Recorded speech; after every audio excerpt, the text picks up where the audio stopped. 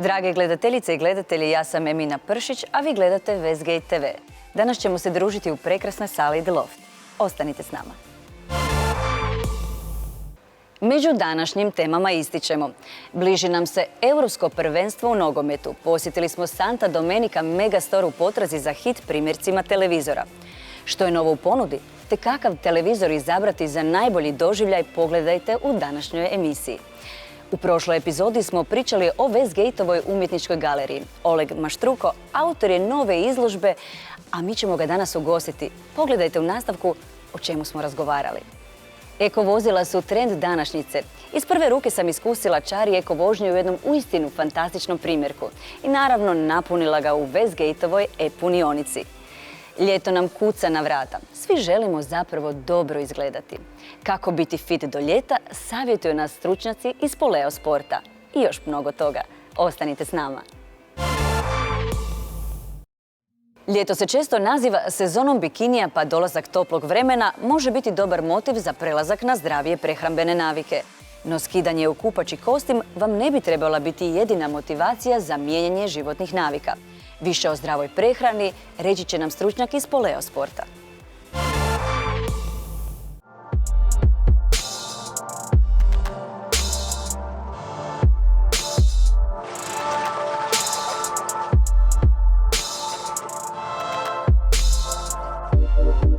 Dobar dan, ja sam Ema i dobrodošli u Poleo Sport. Danas ćemo proći par malih savjeta koje implementirati u svojoj prehrani da bi došli do bolje forme do ljeta.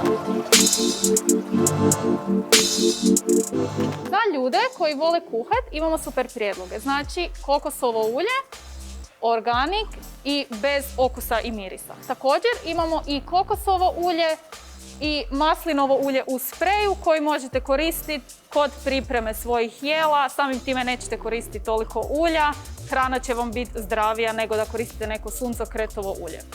Također, ono što još imamo što možete koristiti i za samu konzumaciju, ali i kod pripreme jela, su biljna mlijeka. Imamo znači od lješnjaka, kokosa i od badema.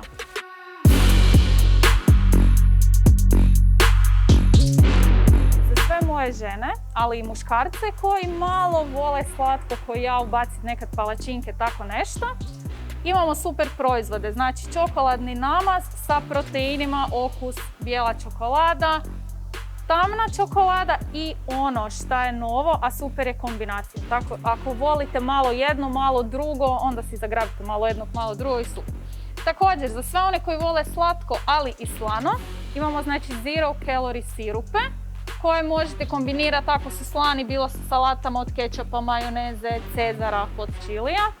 Ili opet slatke, čokonaranča, keks, čokolada, banana. Tako da ovisno, ako ste za slatko imate alternativu, ako ste za slano opet imate alternativu.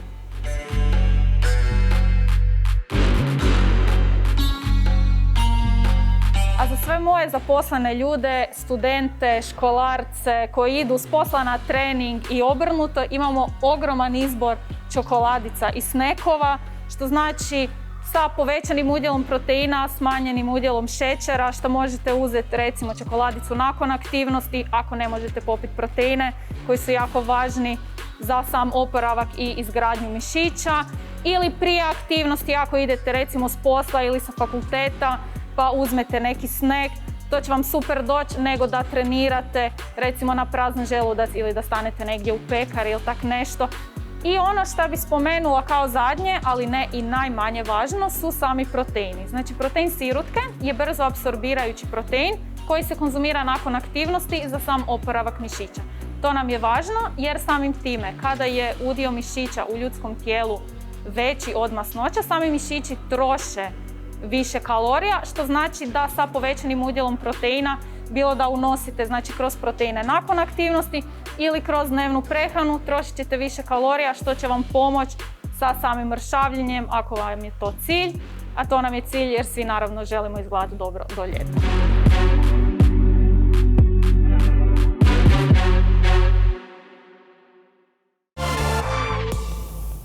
U Westgate je stigao pravi talijanski sladoled. Priču o njima pogledajte u nastavku.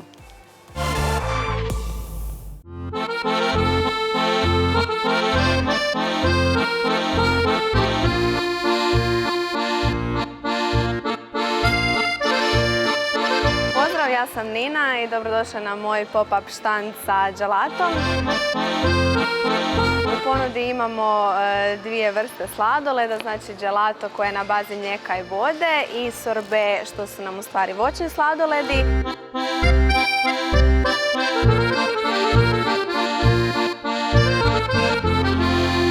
Posebnost našeg sladoleda je ta da mi radimo sami svoju bazu, znači ne miješamo praškaste smjese sa vodom i mlijekom pa od toga radimo sladoled, nego ja po naučenim recepturama iz talijanske škole radim svoj domaći svježi sladoled.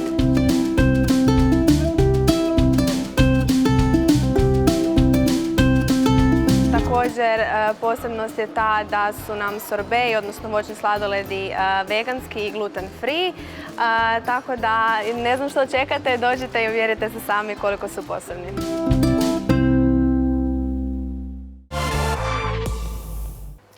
Manje od mjesec dana ostalo je do početka Europskog prvenstva u nogometu. Za svakog pravog nogometnog fana to znači mjesec dana u kojima postoje samo televizor i nogomet. Kako bi vam olakšali potragu, Santa Domenica ima odlične prijedloge za svačiji ukus.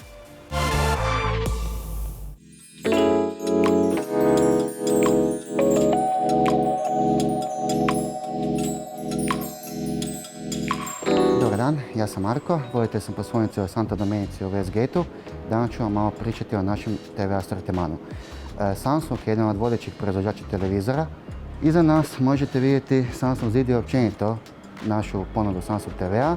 Danas ću vam pričati o QLED seriji televizora. QLED TV, kao što možda i znate, između panela i pozadinskih lampica imaju nanočestice koje pojačavaju raspon boja. Znači to vam kreće otprilike 90% do 100%. To je najveća prednost Samsung televizora, odnosno tih QLED modela, što imaju puno veći raspon boja nego ostali televizori. Kreće se od serije Q6 pa nadalje. Q6 je naravno najjeftinija serija sa manjim rasponom boja, sa 50 Hz panelom, sa slabijim displejem u odnosu na recimo seriju Q7 ili Q8. Q7 serija je, ajmo reći, korak više u odnosu na Q6, prvenstveno u tome što ima pravi 120 Hz panel, što je najbitnije kod nekih brzih scena. Znači tu neće biti trzanja slike, tu neće biti preskakanja slike i sl. 120 Hz panel je također jako bitan kod gaminga, odnosno kad se spoji neka konzola na PlayStation 4, PlayStation 5, Xbox ili nešto slično. U smislu da, kao što sam već naveo, nema trzanja, znači scene idu glatko, bez ikakvih rezova i sl.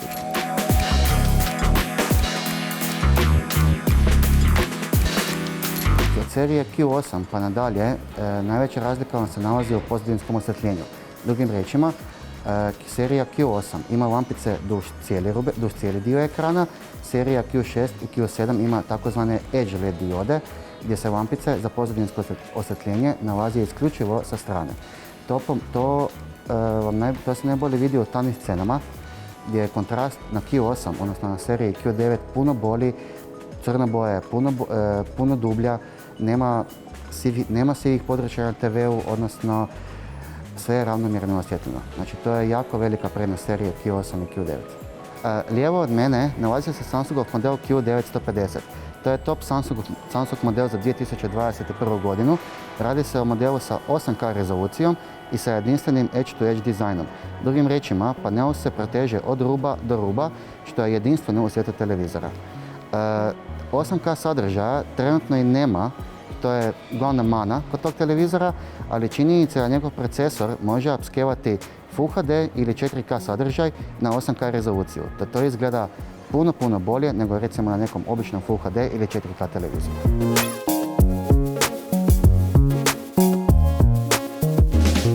LG je uz Samsung trenutno najprodavaniji brand što se tiče televizora od našim poslovnicama. Temeljna razlika između OLED-a i QLED-a je pozadinsko osvjetljenje. Dok QLED-i, kao što sam prije napomenuo, imaju pozadinske lampice, bilo da se radi o edge osvjetljenju ili o direct LED osvjetljenju, OLED televizori to uopće nemaju. Tu se svaki piksel osvjetljava posebno i zbog toga je kod OLED televizora crna savršena. Znači bolju crnu na televizorima nećete dobiti ni na kojem Full HD, odnosno 4K LED televizoru.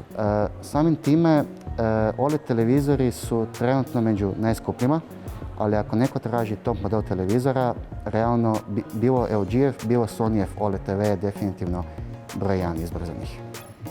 Najbolji odabir što se tiče same dijagonale televizora, neki optimalni izračun je dijagonala samog TV-a puta 2,5. Tako da, primjerice, ovako dijagonalu, 55 inča, možete komotno gledati sa otprilike 2,5 do 3 metra daljine. Naravno, ovisi kako sadržaj se gleda, jer Full HD materijal je što ste bliže samom uređaju je zrnatija je slika. Znači kod Full HD-a i kod HD rezolucije. Kod 4K materijala ta mana se, ajmo reći, posve gubi. Tu možete komotno sjediti i bliže, ali to nije najzdravije za vaše oči. Tako da moja preporuka, ukoliko TV gledate sa otprilike 2 metra, dijagonale poput 43 ili 50 inča su optimalne.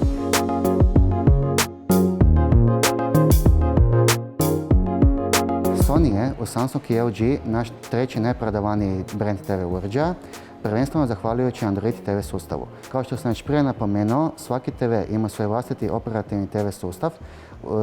Samsung i LG sa svojim Tizenom, odnosno WebOS-om, su trenutno najpopularniji, najbrži i najstabilniji, dok Sony, odnosno Philips sa Android TV sustavom imaju definitivno najviše mogućnosti. Ne znam koliko ste upoznati sa Kodi aplikacijom koja služi za streamanje filmova i serija preko interneta. To je jedna od mogućnosti, odnosno aplikacija koju možete instalirati na svoj Sony ili Philips TV, te daleko proširuje mogućnosti samog TV-a.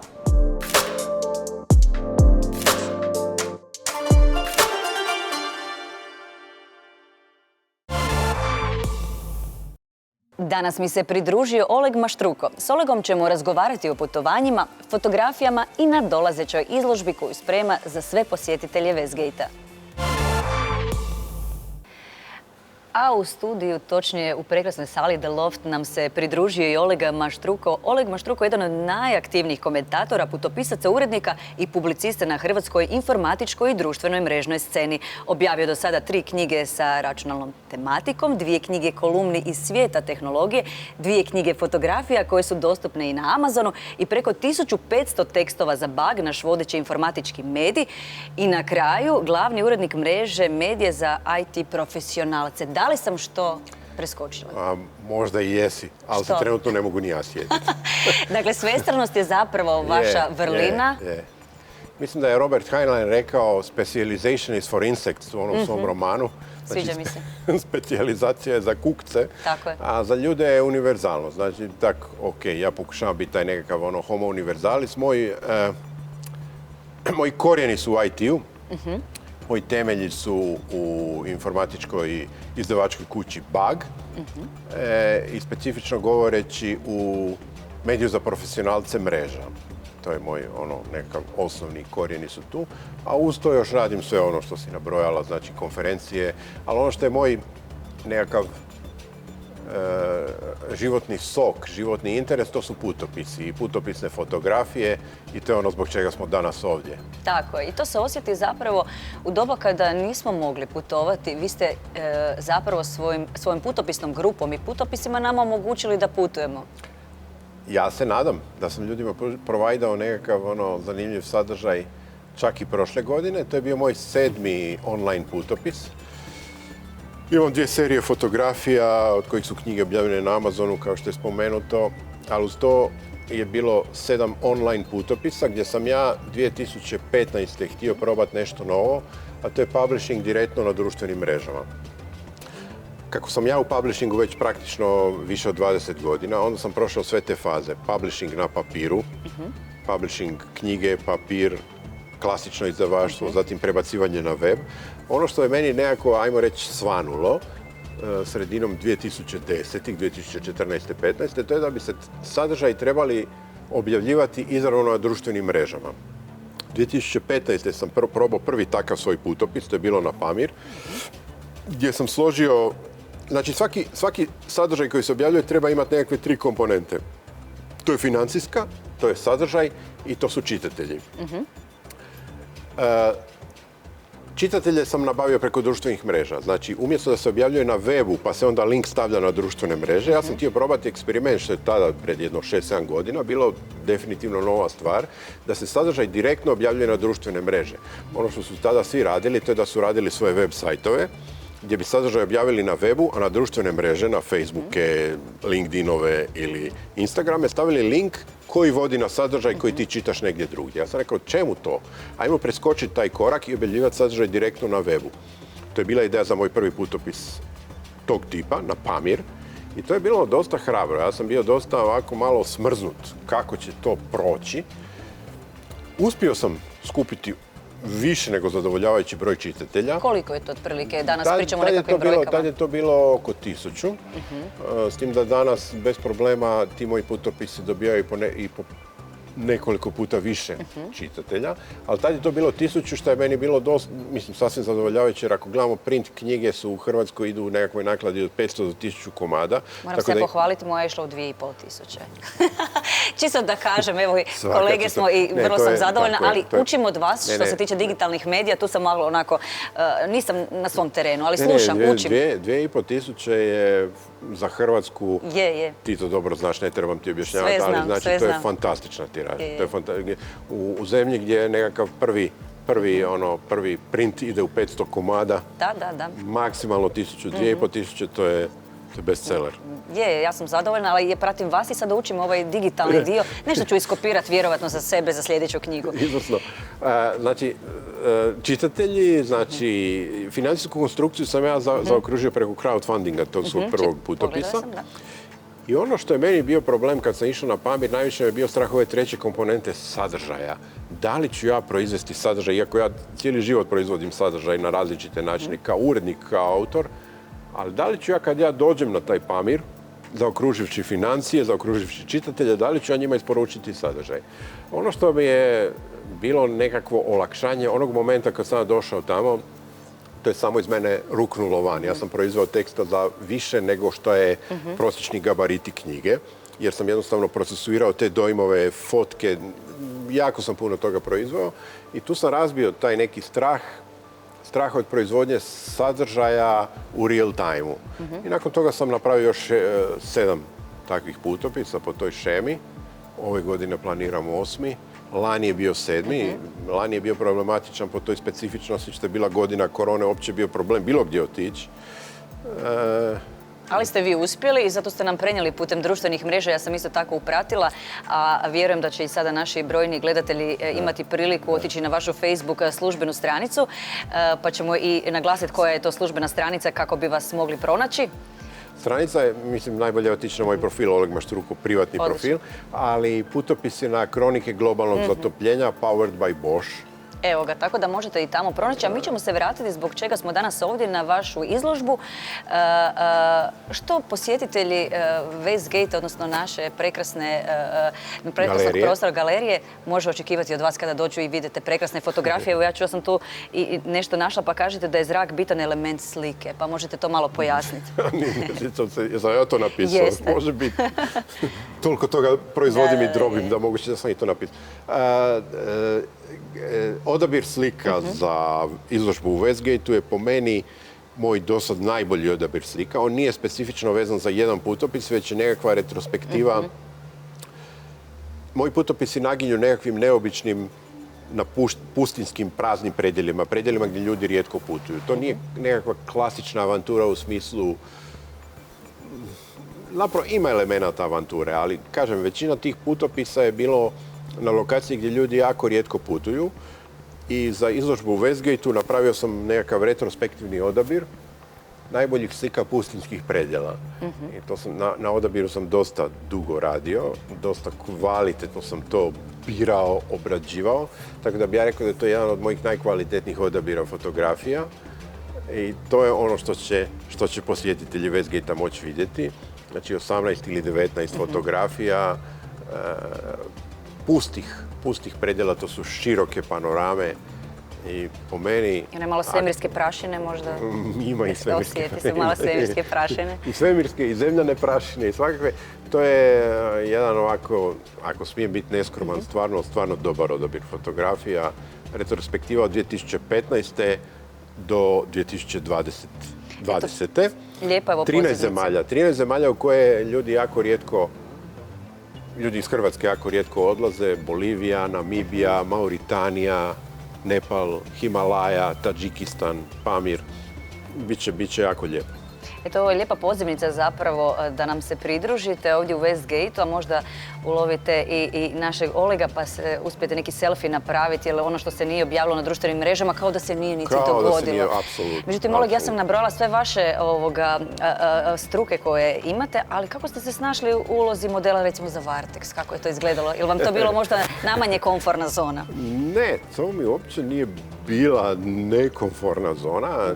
U sklopu tih raznih stvari koje ja volim raditi, to mi se zapravo nekako jako svidjelo. Po meni, mislim da je to prošlo sasvim ok. Ja sam se dugi niz godina zapravo sam se oblačio tako nekako prikladno avanturističkom smislu života. Kupovao sam uglavnom odjeću na second hand army shopovima, ali kad sam prebacio 50-u, rekao sam, gle, više ne možeš baš ovako se odjevati u životu. Moraš se malo prešaltati, moraš izgledati ono look your age. I onda sam prihvatio, onda sam se totalno transformirao u tom nekom odjevnom segmentu. Ja se nadam da to izgleda ok. Dok niste došli ovdje u Westgate i shvatili koliko mi imamo dućana i Jesam shvatio. S Denisom sam prolazio kroz Westgate i ja sam impresioniran koliko tu ima dućana, koliko ima i Vartexov dućan. Da, pa zato sam i spomenula da vidim kako ste... Ovo je Vartexov sako. Vidi se i odmah sam prepoznala, tako da meni se isto sviđa njihovi krojevi zato što su bezvremenski, zapravo mogli bi reći. Želite li vi još nešto poručiti našim gledateljima koji će vas gledati ako vam je nešto...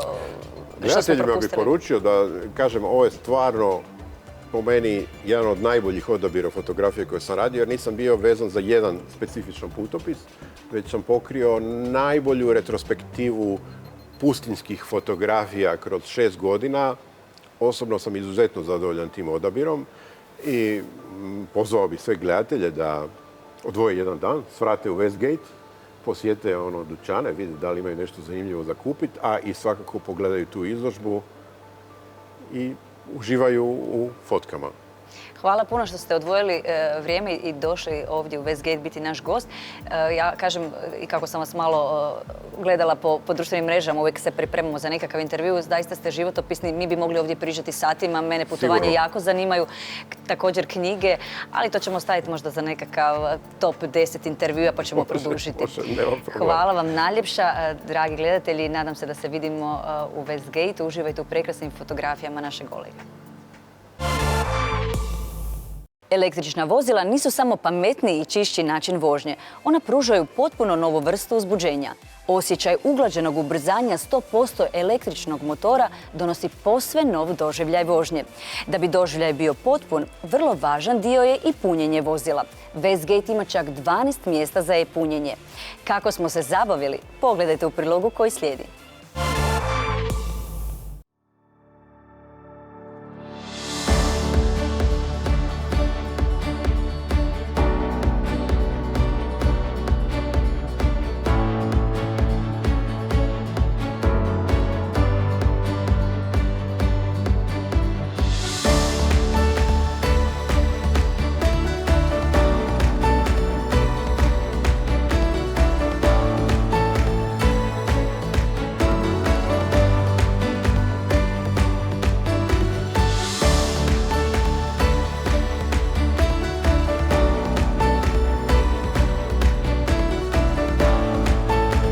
Odlična stvar kod elektroautomobila jest da ne morate razmišljati da li je benzin, da li je dizel. Jednostavno dođete do najbliže e-punionice po mogućnosti u Westgateu i samo se priključite.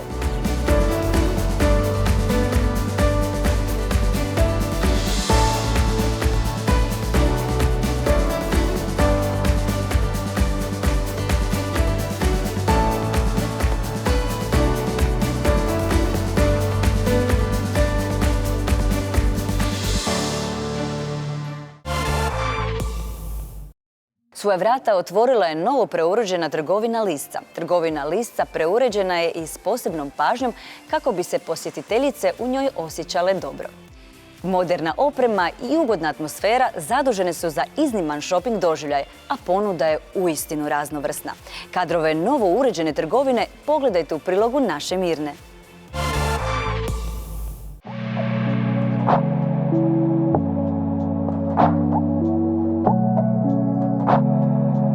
Svoja vrata otvorila je novo preuređena trgovina Lisca i moramo priznati, izgleda fantastično. Trgovina Lisca preuređena je s posebnom pažnjom kako bi se posjetiteljice u njoj dobro osjećale prilikom kupnje.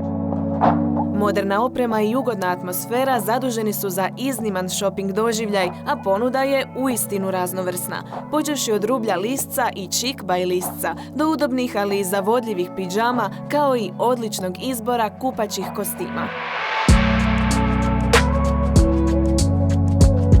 Uz odličnu ponudu donjeg rublja, Lisca iznenađuje još jednom novosti, kolekcijom ženskih čarapa s gaćicama. Iskusne savjetnice pobrinut će se da žene pronađu idealno donje rublje za svaku prigodu, a udobne modele naći će i muškarci. Ima li boljeg osjećaja nego nositi donje rublje u kojem se dobro osjećate? Upravo je to jedna od odlika modernih žena. Strastvenost prema životu, mladenačka energija, spremnost ka rješavanju novih izazova, a u takve izazove svakako spada i odabir kvalitetnog donjeg rublja. Protekli vikend imali smo priliku uživati u vikendu cvijeća. A kako je jedanput Hans Christian Andersen rekao, nije dovoljno samo živjeti, potrebno je malo slobode, sunca i cvijeća. Pogledajte u prilogu koji slijedi. Proteklog vikenda imali smo priliku uživati u pravom carstvu biljaka i sadnica. Organizirana prodaja cvijeća i egzotičnih sadnica domaćih proizvođača donijela je u Westgate mirise raskošnog bilja, sadnica i cvijeća. Evo pa nudimo razne sadnice, uglavnom je to začinsko bilje, sve je nešto onako egzotično novo pa se ljudi dosta zanimaju za to i fora im je.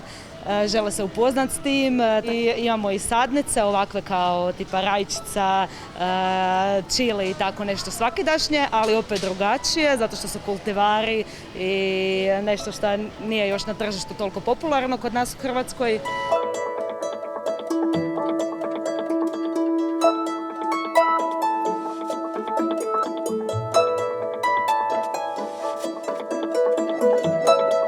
Ovdje možete vidjeti indijansku bananu.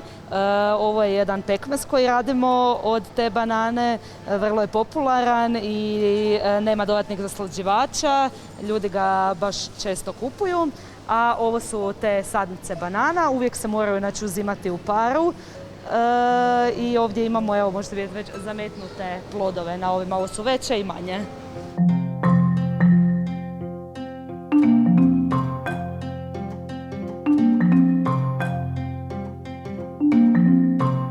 Pa mi smo u stvari htjeli prezentirati naš vrtni centar sa ponudom drveća, patuljastog, javore, fotinije koje su vrlo popularne zadnjih par godina. Tako da i sitno cvijeće sezonsko koje je zapravo svima dostupno. Mi smo inače proizvođači japanskih javora već 31 godinu, tako da evo možda je to zanimljivo za reći. Obožavam cvijeće. Uglavnom penjačice, kamenjar i tako. Ovaj puta sam odabrala tek tegle, da. Viš Nadi, već ste nešto našli? Pa naravno, uvijek. Kažem, ne mogu odoljeti.